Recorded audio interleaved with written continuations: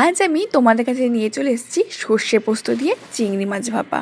তো এই চিংড়ি মাছ ভাপা রান্নাটা করার জন্যেই বেশি ঝুটঝামেলা ছাড়াই প্রথমে একটি মিক্সার ব্র্যান্ডে কাঁচা লঙ্কা, চালমগজ, সর্ষে আর পোস্ত নিয়ে তার মধ্যে জল নিয়ে আমি মশলাটা বেটে নেব।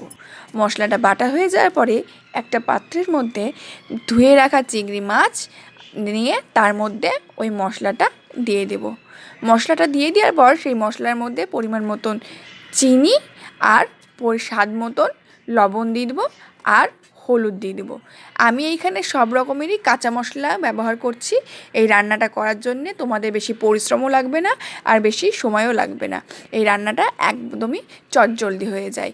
এই সব কাঁচা মশলা দিয়ে মাছটা মেখে নেওয়ার পরে ভালো করে তেলে মশলায় মেখে নেওয়ার পরে এই মশলাটা মাখার ওপর দিয়ে আবার আমি কিছুটা সর্ষের তেল দিয়ে দেবো। এইখানে তোমরা মনে রাখবে এই রান্নায় যত তুমি এই কাঁচা মশলা সর্ষের তেলের পরিমাণটা দিবে ততই এই রান্নার ঝাঁজ ও স্বাদ বেড়ে যাবে। তো উপর দিয়ে আমি কাঁচা লঙ্কা ছড়িয়ে দিয়ে বাটিটা ঢেকে দেবো। তারপরে গ্যাস চালিয়ে তার উপরে একটা পাত্র দিয়ে পরিমাণ মতন জল দিয়ে দেবো। সেই জলটা উষ্ণ গরম হয়ে গেলে এমন করে বাটিটা বসাবে যাতে বাটির মধ্যে জলটা না যায়।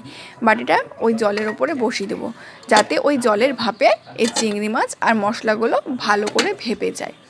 ভালো করে 30 থেকে 40 মিনিট ভাপিয়ে নেওয়ার পরে আমি এই বাটিটাকে ওই জল থেকে তুলে নেব। জল থেকে তুলে নেওয়ার পরে যাতে খেয়াল রাখবে এমন করে বাটিটা দিবে যাতে বাটির মধ্যে জলটা না ঢোকে। তো আমি এখানে সর্ষে পোস্ত দিয়ে করেছি, তোমরা চাইলে এর মধ্যে নারকেল দিয়ে করতে পারো। আমি আজকে নারকেল ছাড়া একদম অন্যভাবে একটু খালি সর্ষে পোস্ত দিয়ে করেছি। তো দেখো জলের ভাপে একবারে চিংড়ি মাছগুলো ভালো করে সিদ্ধ হয়ে গিয়েছে, মশলাগুলোও মজে গিয়েছে আর তেলটা একদম উপরে ভেসে ভেসে উঠছে। তুমি মনে রাখবে এই রান্নাতে সর্ষের তেলটা হচ্ছে মেন একটা উপকরণ।